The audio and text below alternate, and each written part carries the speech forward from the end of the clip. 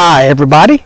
So if you've been following me, which if you're seeing this you have been, I've been doing a lot of work at trying to become a hammock camper. Now I know I'm not reinventing the wheel here, and I know lots of other people have done a lot more informative videos.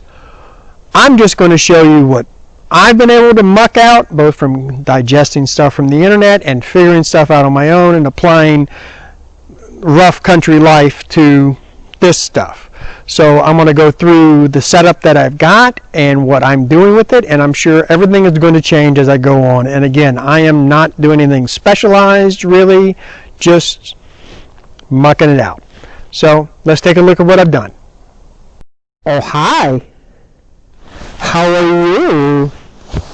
So this is my camp now.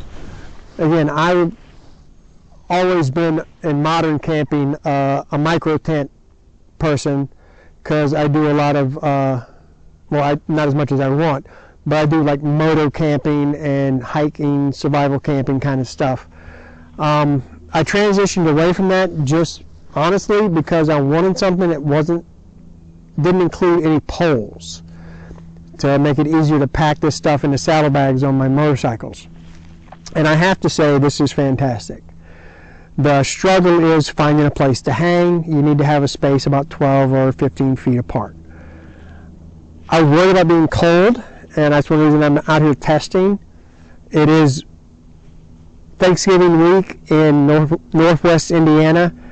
Air temperatures are hovering around 0 C, 32 Fahrenheit, freezing. Last night we had a pretty good frost. It was cold.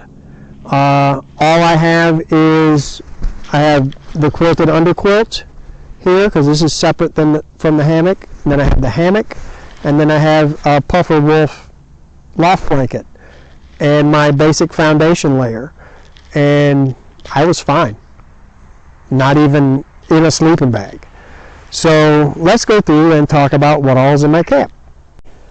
Alright, so I'm up out of the hammock. If you're astute, you notice that I had my shoes hung on this secondary ridge line right here, but I got them on my feet now. So let's talk about what's actually happening here. From the outside in, this is not the hammock. This is a quilted underquilt. It's basically a down comforter lofted thing. It's got a lot of airspace and everything in it, and it doesn't actually touch the hammock. It looks like I'm laying in it, and it looks like when I'm laying in it, my butt is on it, but I'm actually not. There's about a fist-sized airspace between the bottom of my back and the inside of the underquilt, and it's surprising how warm that gets. You can actually, when you're in the hammock and you've been in there for a little bit, take your hand and put it between the hammock and the underquilt and get down in that airspace, and it's literally like you're trying to bake a cake. It's kind of fantastic. When I first started trying to do this, I was trying to be in a sleeping bag. I have a good military's way below zero sleeping bag.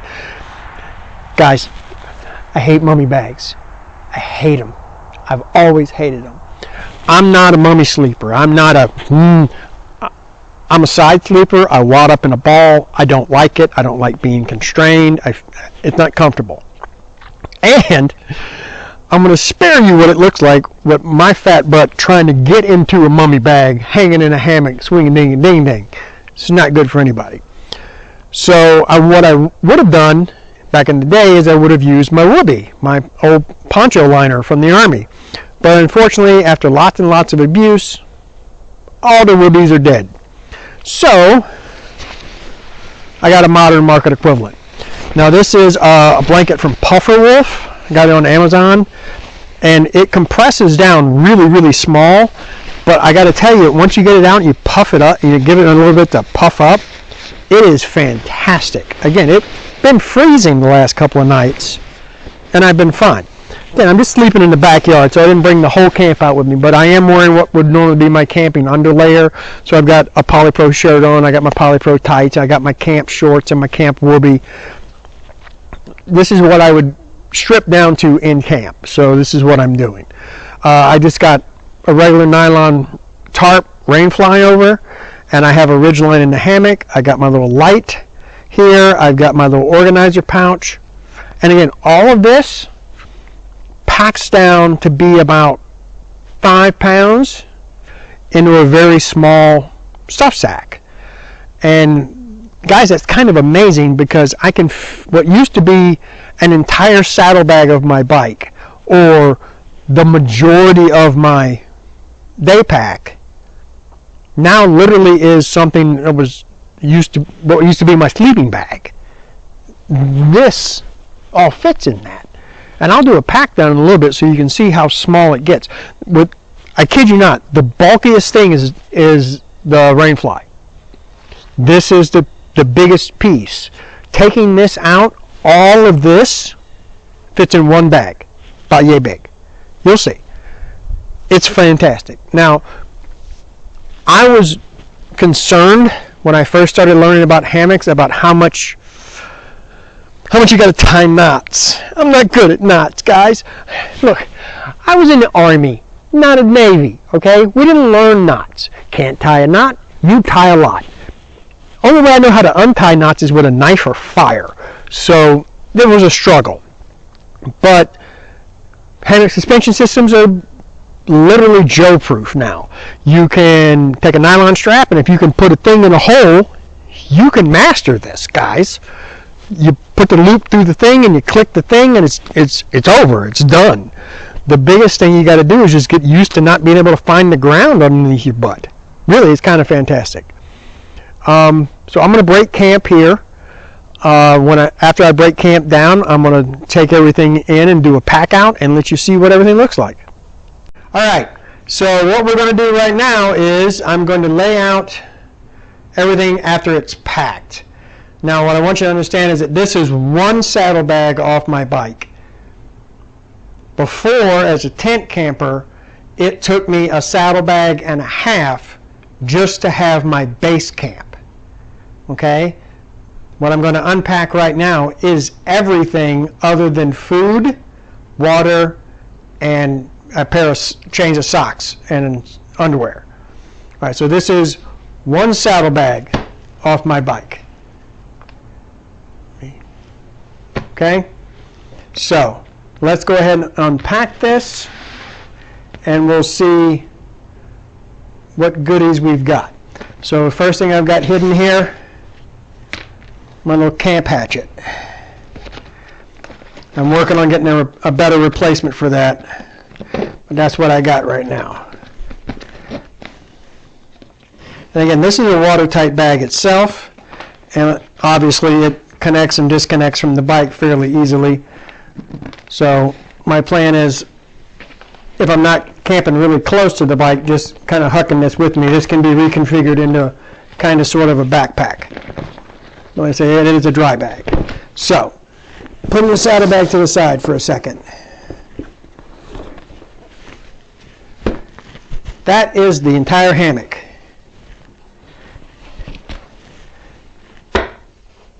Those are the straps. That is all that is required for me to sleep. If the weather is good and it's not cold, if it's a warm, clear night, that's it. That's all that's got to come out. That is the entirety of the hammock and the suspension. That's a camp. For extra cover, like I told you, is one of the biggest bags. This is the rainfly, 6 ropes, 8 stakes, and 2 ridgeline ropes, as well as a bunch of carabiners and everything for hanging gear. All of that is packed in here.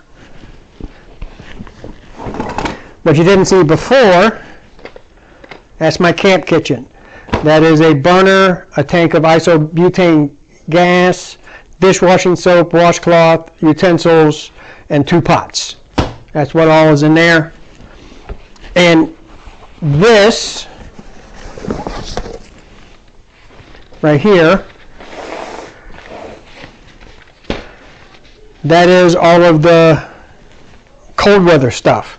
This is the underquilt, this is the puppy blanket, and this is my insulated inflatable pillow.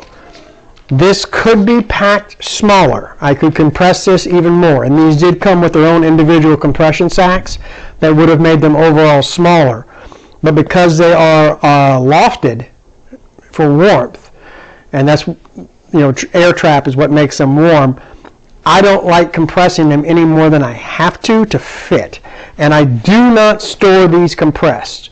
When these are not packed and ready to go, or for this like I'm doing right now, these do not stay compressed when they're packed. I have hooks that I hang these things out so they can maintain their loft. Because if you compress them too long, then the down doesn't spread and it doesn't trap any air. So that legitimately, other than socks, underwear, food, and water, is everything that I need. And in this saddlebag right now, I still have room for life support playing cards, because you got to stay sane. A rope, because what are you doing if you don't have a stupid effing rope? Am I right? And I can fit these 2 compression sacks here, which is what I pack socks and underwear and big clothes, like overclothes in. I usually go with 1 or 2 foundational layers, so some polypro tights, 1 pair of polypro tights, 2 polypro shirts, a couple of Under Armour style draws, and some darn tough heavy wool socks. And I'll rotate the socks. You can wear those Smart Wool Darn Toughs multiple times. You just have to cycle them. But all of that, even with this stuff with clothes in it and compressed down, all fits into 1 saddlebag. So that leaves me an entire saddlebag for other stuff. Now, what you may not have seen, let me put all this stuff to the side for a second and we'll go through it. I know I've said the words a couple of times. I don't know how much of it's still there, but I talk all the time about my battle belt. This is my EDC belt. This is, I go walking around the property, I'm working in the yard, whatever, I have this on me. So this is my gloves. I've got 1 utility tool knife. I've got a utility pouch here that I can fit like my phone, wallet, extra batteries, whatever in when I'm around. When I'm out hiking around, I'll have like food bars and stuff like this. This is my bottle carrier. I can carry either a Nalgene or my thermo bottle, or I can even take my go everywhere everyday coffee cup. This pouch has got extra cordage, light ouch pouch, bandages and stuff like that, as well as fire starter and tinder box. So this is my fire box. I got my fire tinder always with me. I got my ferro rod, and legitimately, guys, if you don't have one of these little pocket bellows, get yourself one of those. That's what lives in there. This is an extra ammo pouch / dump pouch, whatever. I've got another utility knife here, and then I've got my sidearm, and then I have a foraging pouch. And the thing I like about these is if I'm going around collecting stuff or doing something, I can have a big giant dump pouch right there. But I can also like throw a box of ammo in there or something if I need, if I'm going shooting or what have you. But that's pretty much, and of course I've always got like stupid little tools and whistles and Chotsky, the crap that everybody buys, the tactical stuff. Yeah, but that's my base camp loadout. And I gotta say that this is a lot better than when I used to be a tent camper. Oh, I broke you, sorry. It's a lot better than when I was a tent camper, because if for nothing else, I'm not toting poles. And I gotta tell you, man, losing those poles changes completely the whole packing theory, because they're legitimately, other than my sidearm and a couple of knives, there's literally nothing else in this pack out that's not squishable, malleable. They're gonna fit. Can't really make poles fit. If they don't fit, they don't fit. But I'm impressed. I really am. And the ease of customization of camp as you set, so much better. If I'm just stopping for a little bit, just want to take a nap and it's nice out, all I need is a hammock. Ding ding, done. If it's cold as hell, I got other stuff for that. overall, highly recommend it. Look into it. It's easier than you think. The biggest hurdle you got to get over is just doing it. And believe it or not, you can learn to tie knots. I'm kind of sort of getting there. Not great at it, but I can figure out how to do a trucker's hitch. I've figured all that stuff out. I'm a big fan. For real. For real, for real. For real, for real. That's it. I'm rambling now. So, that's all I got. Thanks.